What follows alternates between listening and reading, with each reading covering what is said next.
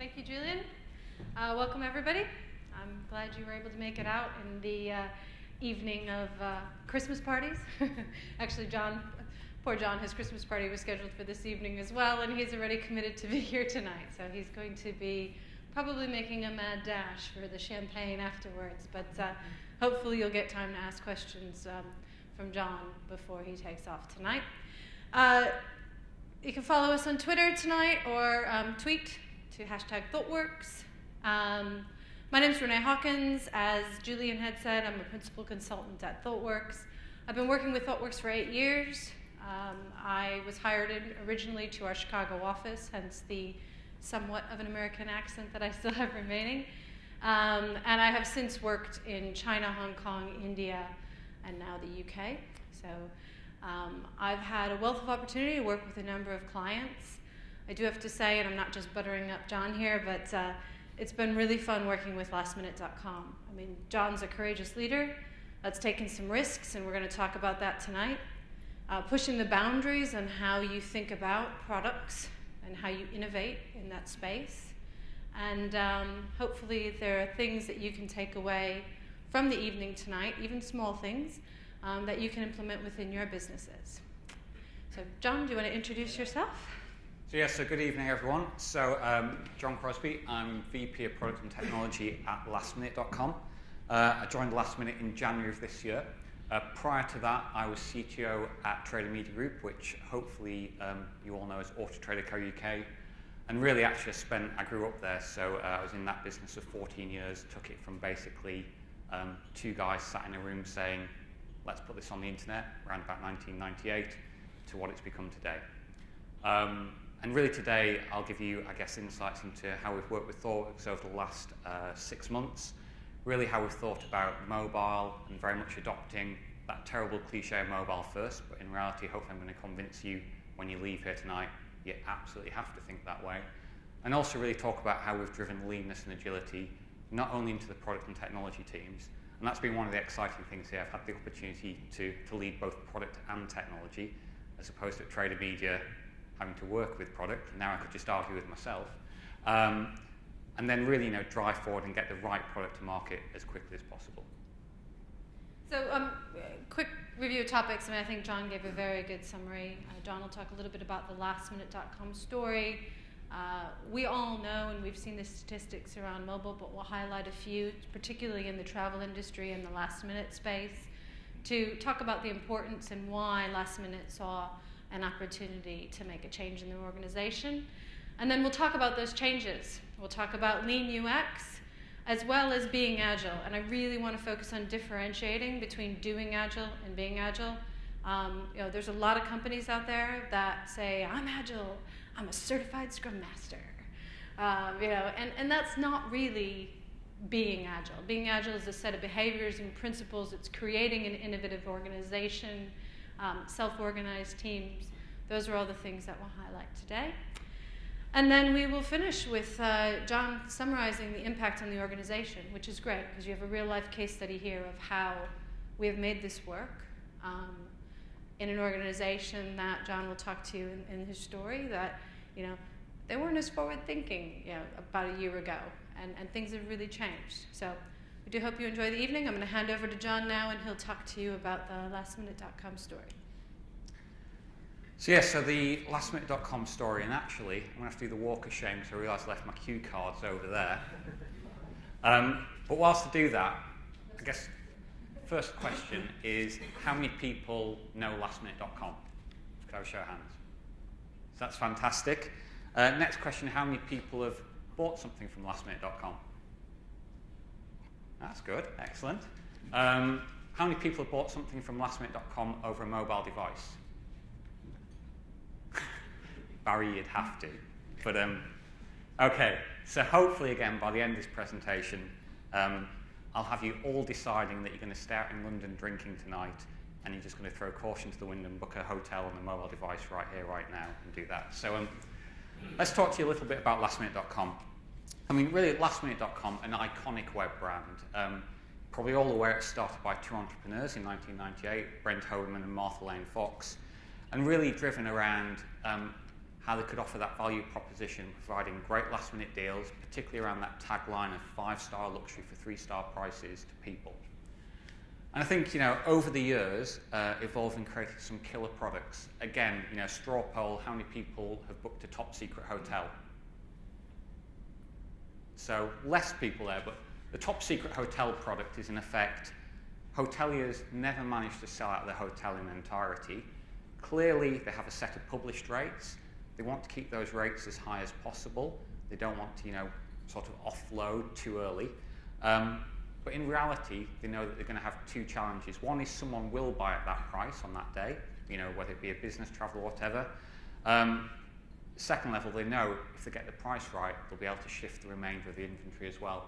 A top secret product lets them put out that inventory at the attractive price, but protects the brand by not actually exposing that exact hotel to the individual until they've actually booked. And if I start to think about, well, before that, in terms of lastminute.com, we IPO'd in, I think it was 2000, to the tune of around about £500 million. And then were acquired by Travelocity in 2005. Travelocity are a large US online travel agency, well known for the gnome in the US. Probably a lot of you just stare at me with blank faces at the moment, having no idea, but I assume they're well known for that.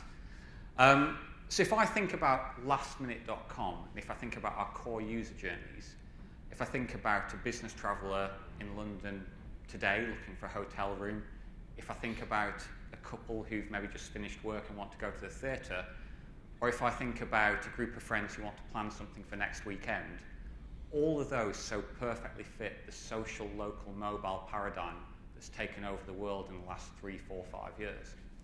So as I always explain to everyone, it's in many ways, it's like technology has finally caught up with the lastminute.com brand proposition.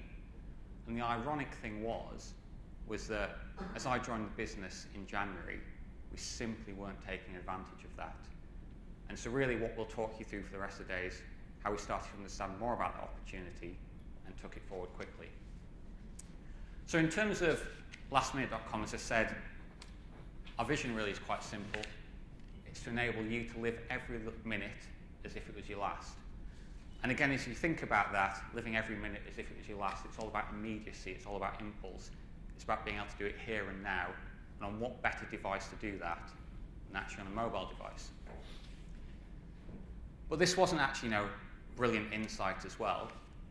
As I said at the start, the reality is the world's going mobile. And this was some data that Google shared with us earlier on in the year. And the chart here is showing basically 4 search terms that originate on a mobile device, but are hitting either the Google desktop search engine or the Google mobile search engine. Again, of those queries that related to last-minute travel in the UK, 41% of last-minute air travel queries in the UK, and this is back in July, were originating on mobile devices, and 33% of last-minute hotel searches in the UK against Google, again, were originating on mobile devices. And you can just get the idea of the growth curve here. You can absolutely see where this trajectory is going, and hence you can see why it's so important for us to take advantage of that. So, before I take you a little more into the actual lastminute.com story around mobile, I guess I just want to share some key facts with you around the mobile space. So, I've got a couple of slides that are taken from Kleiner Perkins. If you don't know Kleiner Perkins, they're a large VC firm based out in the Valley. And this is basically looking at global smartphone subscribers around the world. And you can see today there's 1.1 billion global smartphone subscribers. That's growing at 42% year on year. And yet the crazy figure here is that only accounts for 17% of mobile subscribers. So that's sort of an global wide number. If you start to look in on some other markets, like if you take our own with the UK here, you can see that 45% of mobile subscribers now have a smartphone. Now again, it's a higher number, but that number's still growing at 31% year on year, which is just massive growth. And the other key thing, I've been talking very much around mobile, and very much talking around smartphones at this point. But the reality is mobile's more than just smartphone. It's also tablet as well. And the other thing that everyone needs to be aware of, that we're going to reach an inflection point by mid-next year, whereby the global install base of smartphones plus tablets is actually going to exceed the install base of desktop and laptop PCs. So if you start to think about customers who are coming to your web properties, you've already seen the trajectory. You can see what devices they're predominantly going to be using by mid-next year. And again, if you weren't already convinced enough, just to show you that in some markets, this transition has already happened. In India, by May of this year, total mobile internet traffic exceeded total desktop internet traffic. Many more markets will follow. Clearly, in some of the countries like India and other parts of the developing world, many of those will simply skip a lot of the desktop internet era. It's just predominantly about mobile devices right from the start. So, moving back to mobile devices, what are the actual key platforms at play here? And I guess there's two key platforms you can see. We've got Apple and we've got Android. As you can see from the data here, this starts at 2009 and it grows through to 2012. You can see Apple's maintained a fairly steady share, around about 12% there, that's grown up to 19%. And you've just seen this massive explosion here in terms of Android devices that's gone from around about 2% up to 47% there. So I just thought it'd be really interesting to do a straw poll in the audience. So how many people have Android devices in the audience right now? So probably about 50%. And how many people have iOS devices? So if those with iOS devices could leave their hands up, I think you'd like to hear the next set of stats. So iOS users in general are richer, more tech savvy, and have access to greater internet bandwidth. But if that's not making you feel proud enough already, iPhone owners get more sex as well. So this here is the average number of sectional partners at age 30. You can see with a clear lead with iPhone there at that point. Now for the Android users in the room again, I've just got to ask, what the hell are you doing? Because even the BlackBerry guys are getting laid more than you, which is just an appalling state of affairs. And then the other one, and this is some data that just came out to again just demonstrate this mobile explosion. So this is looking at shopping data on Black Friday in the US. So Black Friday is traditionally the first shopping day after Thanksgiving. And basically you can see that firstly, 24% of online shopping was accounted for by mobiles and tablets on that day. And then interestingly, despite the fact that you have a larger install base of Android devices, actually 4 times the amount of shopping activity took place on iOS devices as opposed to Android devices. So really, again, if you think about those demographic figures that I showed, and this is just why mobile is so hard, it's that paradox between catering towards the large install base, but also understanding who your actual customers are and which devices they have and which they're actually shopping on. So one of the questions I've been asked quite a lot, and actually when we start to think about mobile at lastminute.com, is mobile web or app? And I guess in many ways, app is always seen as sexier. I don't know why, but it just is. But actually, the honest answer is it depends. And really what we see is very much a switch between what type of activity it is and which works best for the different platforms. So you can see when you're down towards your kind of connection and put into that social networking, Facebook, etc., in the form, which would be Twitter or things like that, a lot of those type activities seem to be much more predisposed towards mobile apps. And I guess that's really demonstrating the fact that it's about engagement and loyalty. People become hooked into certain social networks, that kind of network multiplier effect.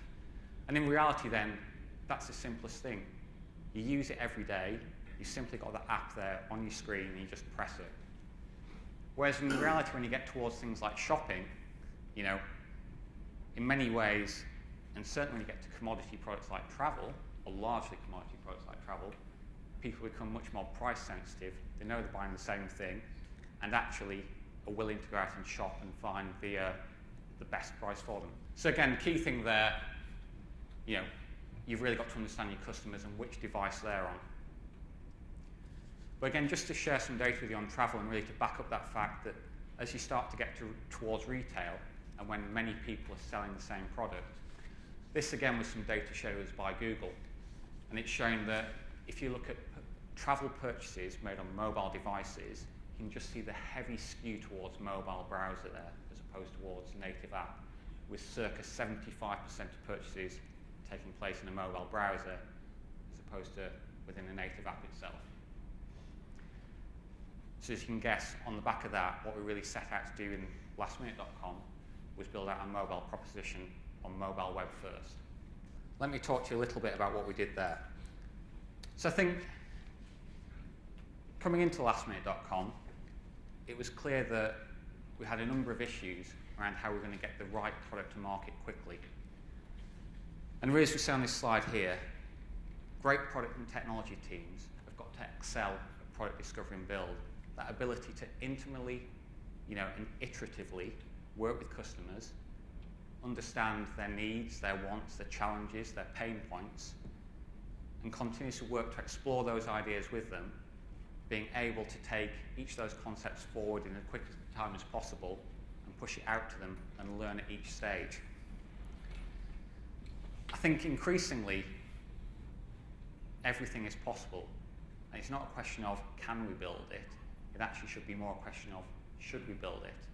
And so when you're doing that, you know, how do you find out what those ideas are? How can you make sure that you're not being blind to ideas, that you're still exploring them, but you're not investing and wasting a lot of expensive development cycles on those? So one of the key things that we started to really adopt in lastminute.com was, I guess, a lean way of thinking. So again, straw poll, how many people have read The Lean Startup by Eric Ries? So you're more informed than Manchester, where we did this talk last night, or maybe just a few months ahead. And I'm actually from Manchester, so I can say that. I think if you haven't read this book and you're looking for something to do over the festive period, I really would recommend reading it. It's written by a guy called Eric Ries, who had a number of experiences in startups, of which, as you can guess, all of them but one failed miserably. And throughout that, he really understood a better way to start to build products. I guess the key things there are around building products around the principles of lean, that waste should be eliminated at every possible opportunity in favour of value-adding activities. And really there's a lot of things around iterative product design, around scientific experimentation, and then getting validated learning from it. And to sort of articulate the book in a nutshell, what he explained was that any business is essentially two hypotheses. A value hypothesis, that you're creating a product or something that a customer will value and will want to use or purchase. And then a growth hypothesis, that once you've identified that, you can actually rev the engine quick enough to exploit it and to grow the business. And what he advocated is this build, measure, learn loop. And really, you know, when you're building, how can you get your code out faster? It's then about measurement. In any business, particularly some of the businesses that I've worked in the past, there are a whole amount of opinions going on, but generally facts are less. But you've got to make certain that you understand the data, that everyone has a single view of the data, and you've always got to remember that mantra, fact beats opinion. And then when you've got that out there, you know, how can you learn from that? How can you understand what that data is telling you? How can you listen to it and understand whether you should iterate on that idea, whether you should kill it, or whether you need to do a major pivot on it? So really you say, just making sure that you get through that process as quickly as possible in as cost-efficient way as possible as well. So I'll share with you some of the techniques that we've put in place. So this is an actual picture of the office at lastminute.com, and this is what we call our discovery wall. So this basically is where we put up, and we're thinking about, this is in the mobile team area, where we're thinking about any idea. Now this might be coming from the product team itself, it might be coming from one of the developers, it might be coming from the CEO, it might be coming from one of the trading team, it might be coming from one of the hotel supply team. It can literally come from anywhere in the organisation. People can simply walk up, put their idea up there. And again, that starts to drive engagement and visibility around what you're setting out to achieve. What we then do is review this on a regular basis. And again, we've strategically positioned this where it was in the office. It was in a high footfall area where people had to walk past. And we'd have regular huddles around it. You can start to understand the data and insights that starts support that proposition. That we can say it's not just an interesting idea, we can actually understand if there's something behind it. And then it's a little Spartan at this point here, but what we then put in here is what we're starting to do in terms of prototypes. And again, starting to think very lo-fi here. Simply maybe even drawing up a representation of what that feature set might look like, and walking out onto the street and starting to talk to people, understanding, is that what you're after? If again after that it's still resonating with people, we'll take it into a further set of testing. And at that point, we might build a hi-fi prototype or something like that, and again get people working with it to the point where we've validated that idea. We've got pretty good certainty that this is a valuable feature, that we refine it down to the smallest thing possible, and that now we can commit that towards our more expensive development cycle. So what we're doing here is constantly optimizing the fact that the developers are working on ideas that we've really kicked around a bit, as opposed to, well, let's be honest, probably my idea or something like that I was just going to force them to do. And one of the key things here is that kind of constant thing of customer and product discovery. So from March onwards, we set the team the challenge that basically for each of the key products, they had to bring 3 customers a week into the offices, and we would work with those customers, show them a feature that we were building, or if we didn't have a new feature, just show them the existing product as it was.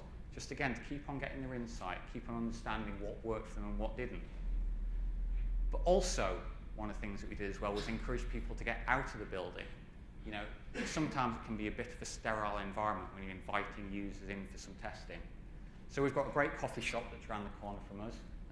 It's got this great name, Department of Coffee and Social Affairs. And we'd go around to that, and we'd simply go and proposition people about would they like to help us explore a new feature for lastminute.com. And some of the things, are maybe not, rocket science, if that makes sense. But after 7 people or so have told you, make the buttons bigger, you start to realise you're probably onto something here.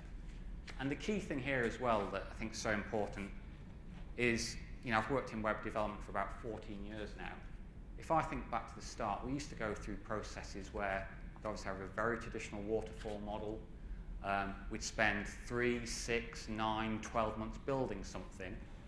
And then just about 2 weeks before we're going to go live, we decided that we'd do some user testing, which was pointless because we'd built it already. We'd then purchase some expensive user testing labs somewhere. We'd drag people in off the streets. We'd sit behind one-way mirrors, almost wearing like white clinical coats or something like that.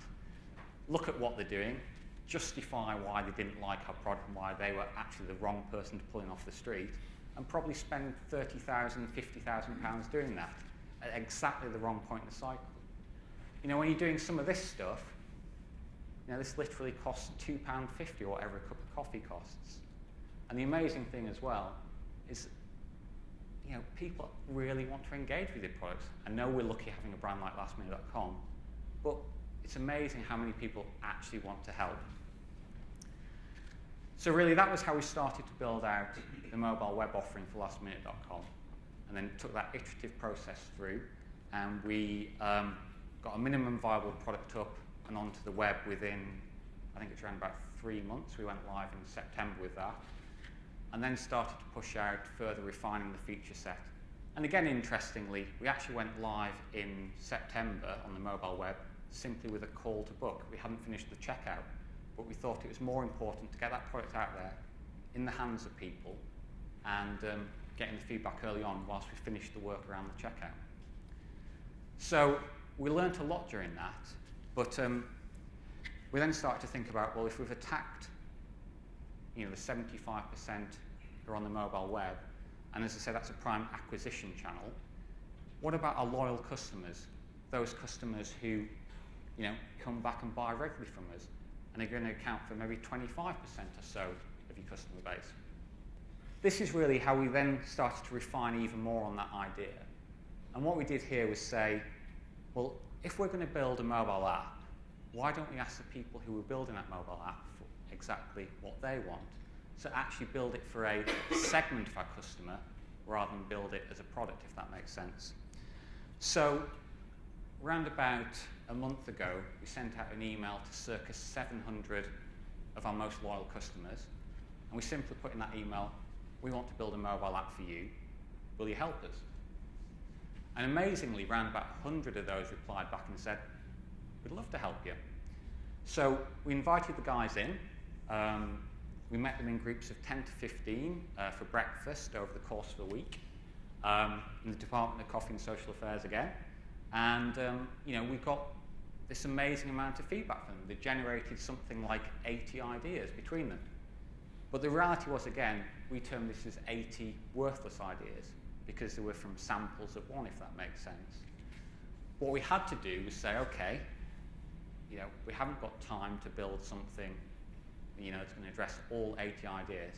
How can we focus in on what are going to be those 3 to 5 killer ideas, the things that is going to really excite people, it's going to create that wow factor. So how do you get from that, say, 80 worthless ideas down to 3 to 5 high-value ideas that you've really rigorously tested and explored with your customers? So what I'm going to play you now is a short video of what we did next. It's around about 6 minutes long. And I'll explain a bit more about what were the key things coming out of this after you watch the video.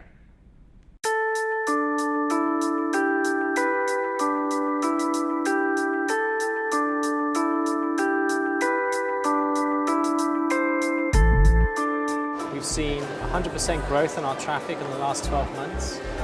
Nearly half of our sales are for same-day bookings on the mobile phone. So increasingly our customers expect that last-minute booking experience to be in their pocket and on their phone. So this week we're in the Cumberland Hotel. We've moved our design team from our office. We've set up a design studio in the lobby. And this week we're talking to customers and showing them our future designs for lastminute.com and looking to get their insight and feedback so we know we're creating products and services that they really care about. It's a site you trust. I like to use lastminute.com for holidays, for hotel bookings, because I know that I'll get my money's worth. It's also very simple to use. It's not difficult or too technical. I love the quirkiness of it, which is what always brings me back to it. One of the key things is to really listen, try and understand what we could do better in the future, where we're going wrong, what we could improve upon. And it's great just to do face-to-face with customers as much as possible, really. So what we really want to do is figure out, among all of the crazy ideas we have for an amazing app, which one will customers love? Which one will make them say, wow, want to download it, want to share it with their friends, and make a splash? So our goal is really to come up with a wow mobile app. We're starting off today with a whole bunch of ideas, really kind of wide range. And the plan is that we take a handful of these ideas forward through the week, start actually mocking up some concepts and prototypes, start testing that with users. So hopefully by the end of the week we've got some really good customer feedback. I would use a mobile app for lastminute.com if it was maybe picking up our locations or where you're at and maybe advising you on the local areas that you're staying in. Definitely the price is an issue. The location is also important for me. The iteration wall is the hub of our week. Essentially all of our ideas live on this wall and we see them evolve from basic concept through different design stages to full prototypes on the screen of a mobile phone. So we're trying this new approach so that we can have more feedback in one day than we may get in a month.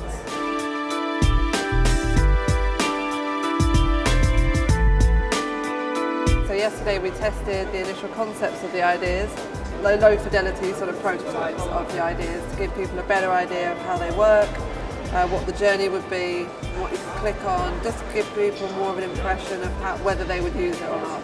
If you would have looked at this yesterday, it looked very different. They get some good feedback from customers, so we decided we're going to get from very high level concept into more detail and flesh out how would these look in a mobile application, how would these look from a user journey's perspective. And once we've got the design sketched out to a good level, or we feel like we can't take it any further with just drawing it out like this, we'll put it into a full prototype, which we can then put on the phone, so we can actually show people what it would look like if they were scrolling through on the phone.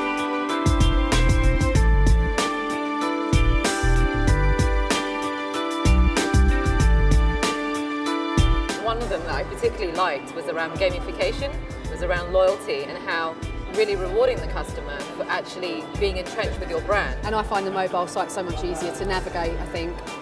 So this is day 4, this is our last day here at the Cumberland Hotel, and what we've managed to do over the last few days is take the original ideas that we had at the beginning of the week and bring them down to some very specific examples and some prototypes. We've got to a point where we have a way to make planning and booking a trip more collaborative. You would create the name and then you can go along and add people to that trip. And that we'll do in many different ways, using the social tools, Facebook, LinkedIn, Twitter. And also you can add contributors. That's something that we found during the week. So we thought, okay, we shared it around and spoke to some guests and found that actually other people are involved in that decision, not just those that are travelling. You can be voting on the hotels that are really important to you and the ones that you think you'd like to stay in. And potentially, again, on feedback is maybe you've got a first choice, a second choice, third choice. So once the users decided to book a hotel, they've got together with friends and made that decision, we can start to bring in some of our other products, some that we're very famous for, which is around theatre and spa. And we can offer that within this solution as well, which would be great. To be able to just discuss with the users over and over again what they think about the designs, what they think about the ideas within the context of a hotel has been really valuable. Do something wild that would teach us about a better way to develop products. And from that perspective, it's been a great success. Our goal at the beginning of the week was to go from 60 ideas to 3 or 4 really highly designed ideas that we have strong customer feedback on. The wall itself has helped as a tool to manage the massive amount of ideas we had and to understand the customer feedback and make sure that everybody understands the direction we're going in. I think the whole team would agree we would love to do this again. There's been requests from all over the business. Can other people join in next time? It's been really well received across the company and we'd love to do it again. In fact, we will be doing it again very soon, no doubt.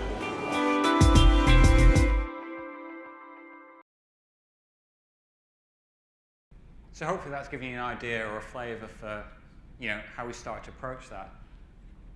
Barry's sitting there. Barry is one of the Thoughtworkers involved in this.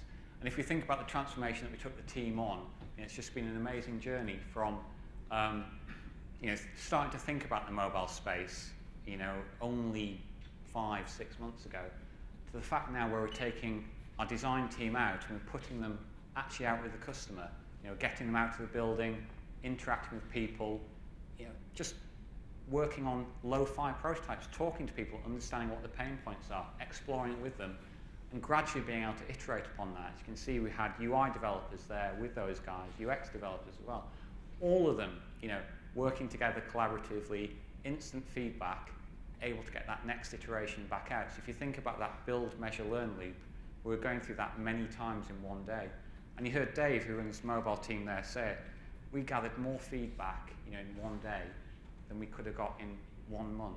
It's just an amazing part, not only in terms of the feedback that we got from our customers, but also if you flip it the other side and look at your own teams, hopefully you got a flavour for the engagement and excitement that was driven in those teams, the motivation that comes out of doing something like that. And really embodying, as we say, a lot of those kind of continuous design principles in it, constantly iterating on your product set. So obviously, once you've got to that stage, you've started to get those 3 to 5 killer ideas, and you've embodied those principles of continuous design. Well, that's only half the battle. Some of the hard stuff comes now around actually building it quickly. And that's really where it then comes down to continuous delivery. So I'll hand over at this point to Renee to talk around how we tackled that. Great. Thanks, John.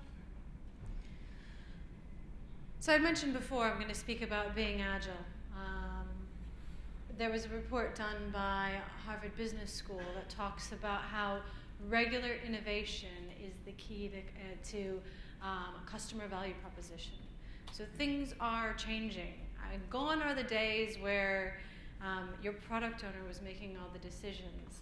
Don't get me wrong, there are a lot of metrics out there. There's a lot of data about your business, and as a product owner, you do have a valuable say in what you think is important. But I'm a proxy customer. It doesn't work anymore. It doesn't fly. It's not what end users want. They have so many options. Technology is moving so quickly, and the market's becoming more competitive. They want a product that's going to suit their needs, and the best way to do that is obviously not only to take it to the customer in the beginning, but then also to continually validate what you're building throughout the life cycle. So I know there were a number of hands that came up earlier of people that have been to Thoughtworks events. So this graphic is probably not news to you. You've seen this before. We talk about it. Continuous design is a lot of what Don talked about, probably more so in the upfront part of things. But we're going to talk about continuous delivery, and we're going to talk about software as a product, rather than software as being this kind of thing that happens after you design everything.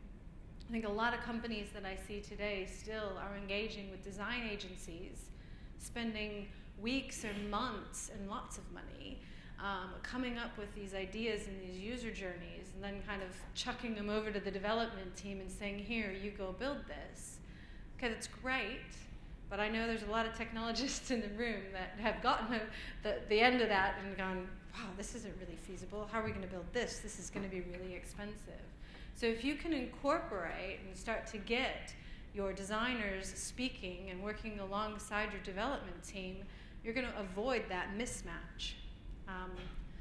So this is a good way of kind of talking about a fast and effective way of working. You've got the design and the build teams working together. You have your customer involved, like we talked about. All about collaboration. John mentioned earlier MVP, minimum viable product. I've seen minimum viable products bloat. People go, this is my minimum viable product. Do you really? Do you really need to be able to check out on your mobile phone with a credit card? Or are we just happy enough to do a call to book and get feedback on the rest of the search journey that we've just spent the last month developing?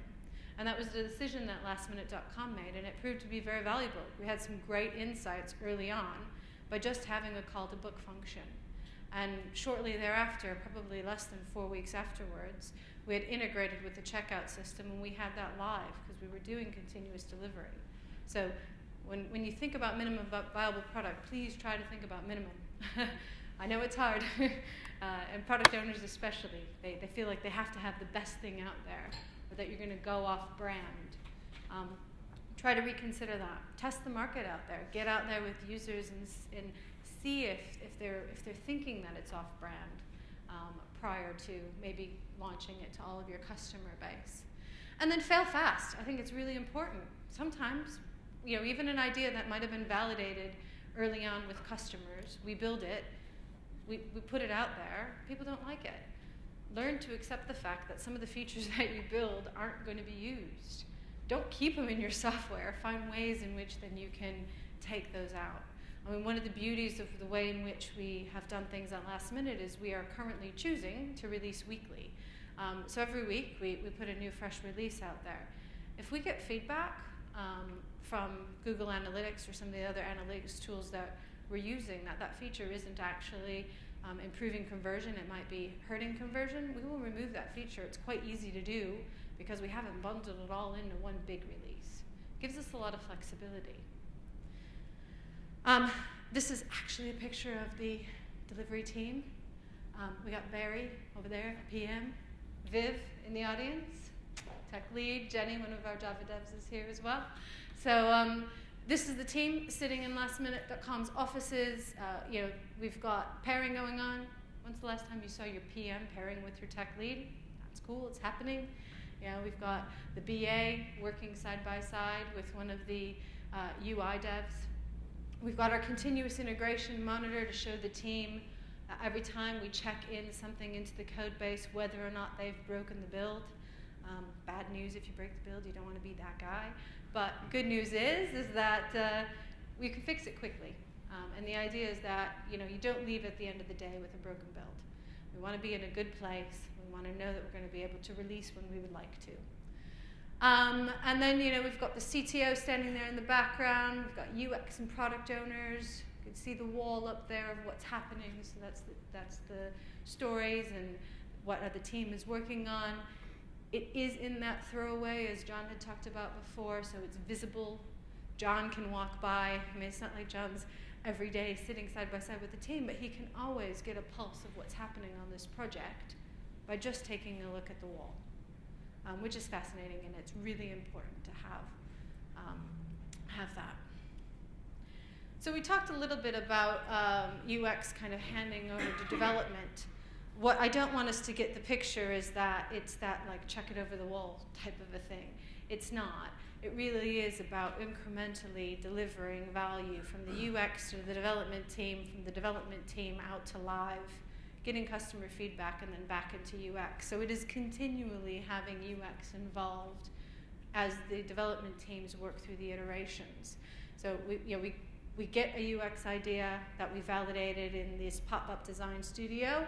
It becomes a story once the BA and the QA have had their way with it. And it gets handed over to the development team who put an estimate on it and then assign a story owner, and then a pair of developers will actually go through and code that story in the upcoming iteration. Speaking of coding, Agile practices. I mean, this is something to not forget about. And I know many of you probably are very familiar with Agile. You've heard about it. Probably been like too much of it. But it is the foundation for the ability to be able to respond quickly to the market, is building that quality into your product from the start. And that quality involves a number of different levels of testing. So you have your developers who are pairing together, and they're writing unit tests through test-driven development.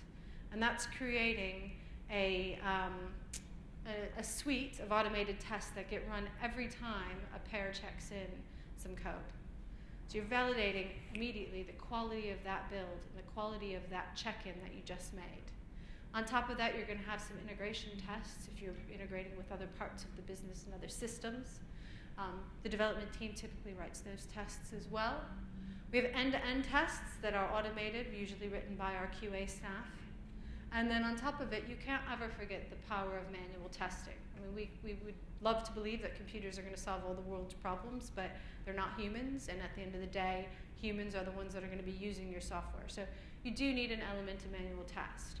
It's not like you did before where you manually tested everything. It is a smaller portion of it, but you do want your QAs who, this is their joy in life, is to just pound on the system and find out if they can break something. So I just emphasize here those core Agile practices around testing and building quality in from the beginning, and the concept of pair programming, which Jenny is doing here. Really important around pair programming, and I'm sure many of you have had struggles. I know, John, you gave a really good story yesterday about how at Auto Trader he tried to sell pair programming to the execs, and this time around he actually just went on with it and said, I'm not going to even try to sell it because a lot of execs don't understand, well, why would I have two people trying to solve the same problem? And instead this time he said, I'm not going to focus on the how. Let me deal with the how. I'm the technology and product guy. Let my teams just deliver. And that worked wonders for us at lastminute.com. We've been able to deliver. One of the values of pair programming is that you're building in an immediate code review. You have someone sitting side by side. You remove that concept of a hero culture where you have a developer that's like, yes, I'm going to just finish this tonight. I'm going to work as hard as I can to finish. The goal in that developer's head becomes finish, not write the story and complete the acceptance criteria and do it in the simplest way possible. It becomes, how can I just hack this together and finish? But having someone sit next to you keeps you honest. And it gives you a second set of eyes, and it helps your entire development team adhere to the principles and practices that you've set forth together as a team and agreed upon early days. I did mention as well that what we don't want to fall into the trap of UX kind of throwing it over the wall to the development team. We want to be able to incorporate ongoing user testing. As John mentioned, he had set forth the task of having each team bring in 3 people a week. We've had over 100 people come through lastminute.com's labs, where we actually have eye tracking software and other things that can give us very detailed metrics on how users are interacting with the system. That's not to say that if you're not as advanced as this, that this is the way you have to do ongoing user testing. It's one way.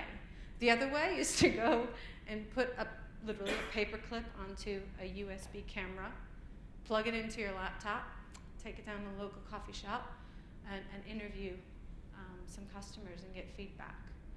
And if you don't have a customer base that maybe is the whole of London, like you have with lastminute.com, there are agencies out there that will find you the right demographic or the right persona of what you're looking for. We've worked with a number of them before. It doesn't cost much, 40 to 60 pounds to bring someone of that right fit into your office for an hour, and you can get some very valuable feedback. So don't think that you have to spend mass amounts of money to get feedback on what you're building. The other thing is don't forget the fact that, yes, your customers are important, but your business also does know a lot about your product, your customers, and your vision as a company. So you want to find a way in which to encourage ongoing internal feedback from your own organizations.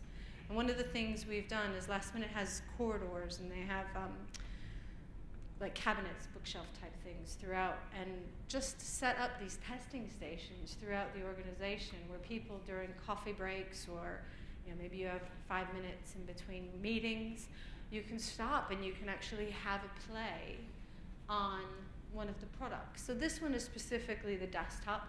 We didn't have a mobile version, but what is the one thing to note here is that lastminute.com is taking more of a tablet-first or mobile-first approach, as John had talked about.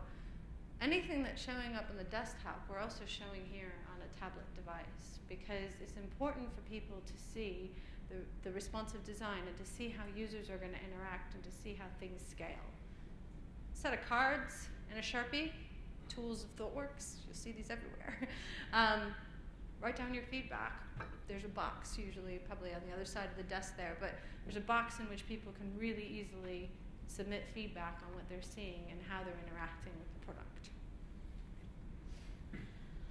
And finally, another way to gather feedback internally is showcase. So if any of you are doing Agile software development, one of your practices is very likely to be a showcase at the end of every iteration. It shouldn't just be the development team. They're the ones that built the product. They don't need to see it again. I mean, of course they'd like to see it, but you should be inviting your stakeholders, but also expand it out to the business. There is a standing meeting in people's diaries, and they know that it's every week at 4:30 p.m. Show up on Wednesday, and you can see what's happening with the mobile development center at lastminute.com. And people from marketing, trading, product, technology, all these folks are invited to come and take a look at the latest live code demo, look at the latest designs, and get some of the feedback that's coming in from customers as well that we share. So it's a really good way to keep your organization engaged, because it's not just about the product team. This is about your organization. It's about building for your customers, and that's IT and business. And then obviously you want to be able to get fast feedback, but how do you do that? Now I'm certain many of you have been in a position whereby you've implemented Agile practices on your development teams, and your development teams are ready. You can go release every week, and then you come to find out that it takes 12 weeks before you can actually go live. Anybody in the room had that experience before? Maybe not 12 weeks, but extended periods of time. Seen that time and time again at customers. And why is that? It's like, why is it so frustrating that you have to go through a change advisory board and so has to sign off, and all these handovers and all these things that have to happen? We talk about it at Thoughtworks as kind of the last mile, when you're ready to go live, and then it takes forever before you can actually get to the end. So what we talk about is increasing your confidence through production, through building a development pipeline. So this is some of the principles behind continuous delivery. So you want to have your continuous integration where you start to get your fast feedback immediately from when your developers check in the code base. You can then push your tests into, or your code, into a testing environment. You can have a number of different types of testing environments on different operating systems, different devices. That way you have your testing team able to go ahead and test the newly changed code on those devices or on those environments. Have a pre-production environment, which you do want to be somewhat similar to your kit that you're going live on, that you can then do some of your more hardy tests, your automated performance tests, some of your stability tests, anything around that you need to do in order to gain the confidence of the organizations, the tech ops people, the infrastructure guys, to prove to them that it's not going to break anything else. And then live into production. And obviously our goal is to get into production as quickly as possible because that gives us a measurable benefit. So at last minute, we are actually at the point where we can release on demand. We have reduced the build cycle from 12 weeks to 12 minutes. So from the time the developers check in code and we deem that build ready to go live to production, 12 minutes to go through the whole cycle. And before, not kidding you, the first time, and don't worry, this didn't happen overnight. This was a process. We did spend time and energy trying to get to this point. But slowly, bit by bit, we increased the confidence of the tech op teams, the infrastructure guys, the change advisory board in that development or deployment pipeline that I spoke about. Step by step through the way, we showed them how we could automate the process, how we could build their confidence by showing them metrics that these tests are actually working and we're going to be able to go live into production without issues. We've shown them how we can roll back quickly if there's any challenges, and now we have free reign. Once the development team finishes an iteration, we go live. And that takes a flip of a switch, so to speak. But yeah, we do choose to go live weekly, even though we could go live whenever we wanted. The reason for that is we're keeping up with the rhythm and the cadence of the development team. So at lastminute.com, we're working in weekly iterations. It's a really nice chunk of time where you know that as a development team, they've finished up an iteration, they've tidied it up, packaged it, put a little bow around it, and it's ready to go live. So that's what we've chosen to do there. But we've come a long way, so to speak. In addition to continuous delivery, one of the things not to forget is to continuously test and measure. There are billions of tools out there now that will allow you to get quick feedback on what you're putting live to your customers. You've got Google Analytics, you've got other tools such as SpeedTrap. I'm sure many of you use different tools in your businesses to get a little bit of market intelligence on what's happening out there. You can do A/B or multivariate testing and VT testing where you can put 10% of your customer base onto the new product and leave 90% of your folks on the old version of your product, and you can then compare the metrics of those two. We've talked extensively about user testing the voice of the customer. There's going to be conversion and retention numbers that your marketing team is going to be pulling together and look at your revenue and your performance. All of these are going to be factors that help you decide what's next for your product. One of the things that we talk about a lot with our customers is set up a consistent steering committee meeting where you have your key stakeholders in the room from marketing, from trading, from product that are all looking at this data and deciding what's next in the product. We do it fortnightly at lastminute.com. We have a standard dashboard that we share with everybody about what metrics are important to us. And like John mentioned before, metrics, data over opinion. So have a set agreed metrics with folks, look at those metrics, and then as a team and as a business, you can decide what's next. The beauty of Agile is that your team is only working on an iteration basis, and your BAs only need about a week prior to prepare stories. So, feedback that comes out of these steering committee meetings can go immediately into the development team and can be live in a week or 2 weeks' time. So you can really drive your business on change. You can look at what's happening in the market and what your competitors are doing, and you can respond to that. And continuous improvement is another thing that we at Thoughtworks speak about a lot, and that's the idea, this is a little bit more process-based versus product-based. So retrospectives, how many people have participated in a retrospective before? Lots of us. Retrospectives are a way for a product development team to kind of reflect on the past period of time, typically an iteration, say what's working, what's not working, and really figure out ways to improve and move forward. But you've got a lot of feedback around this. You've got retrospectives, you might have business goals that are changing, coming down from your C-level executives. You might have to adapt to market conditions. There might be a new technology that you're looking to adopt that you want to interject into the team. These are all things that you really want to find ways to include in the thinking of your team and in the ability of your team to adapt to what's happening in the world around you. So a lot of companies that we work with, we set up continuous improvement programs, and we help them to be able to, as a business, think about these types of things.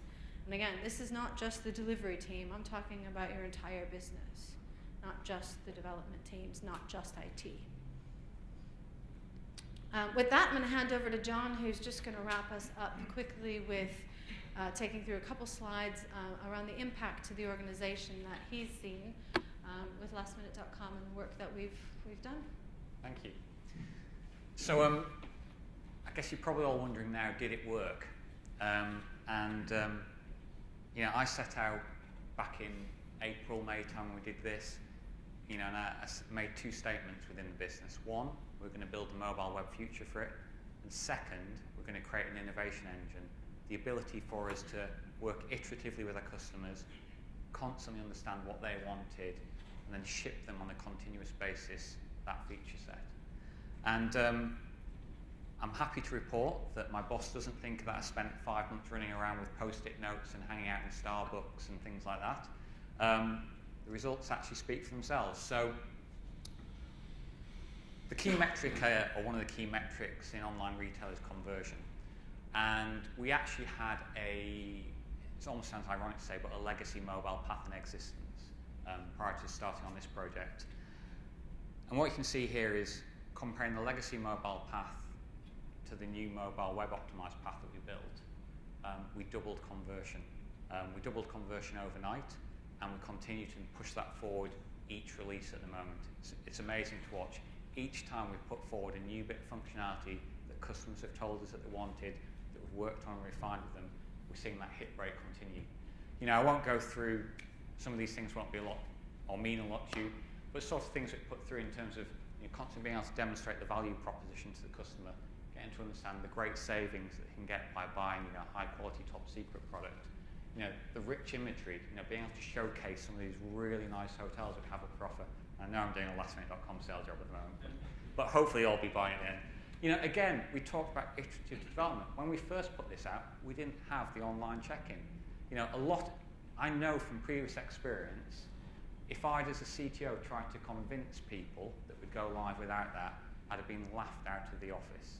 But actually, luckily, because I had the ability to decide around both product and tech that we'd do that, we did it, and we got 1 month's worth of valuable data where we could understand where all these bits worked and didn't. Yes, we could see, hey, maybe some people are dropping out here now because they expected to buy online, but we got all of this feedback that otherwise would have been sat there wondering if it would work. And again, then just being able to, once you've got them through to the checkout, take it through as quickly as possible.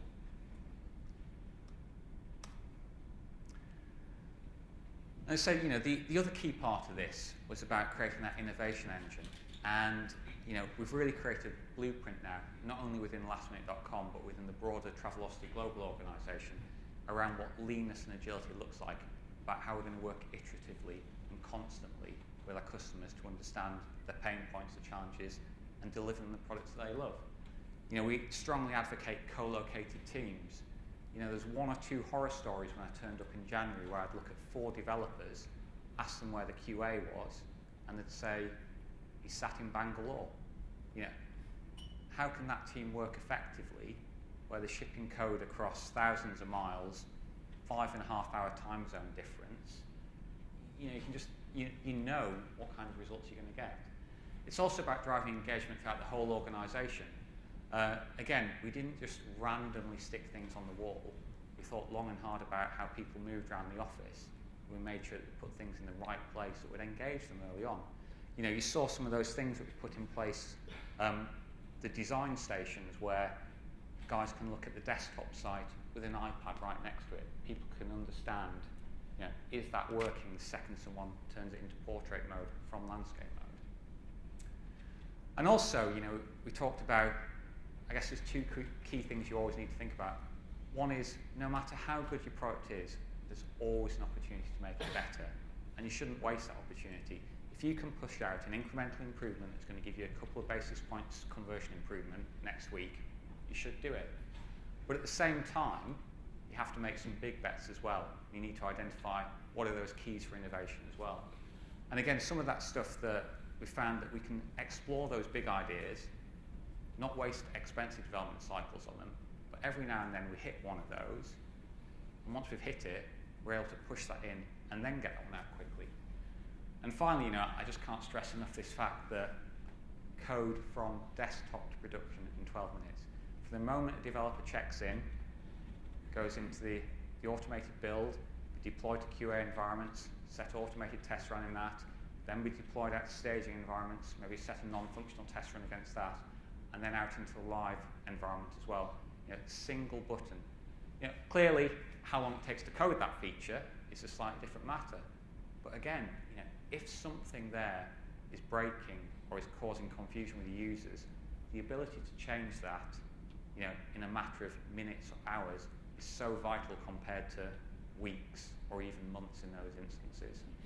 So really, you know, 2 things that we set out to do. It was create the mobile web future, and also just, you know, start to figure out how we could build products that our customers would love. And, you know, it's been an amazing journey to be part of, but it hasn't stopped there. As you've seen, that video in the Cumberland Hotel was only 3 weeks ago. You know, the guys from Thoughtworks who are sat in the room will know that as an organisation, we were simply not capable of doing that only 4 or 5 months ago. We are today, and we'll continue to work on that. You know, it's continuous improvement in the way that we work as well, and we'll drive that forward every day.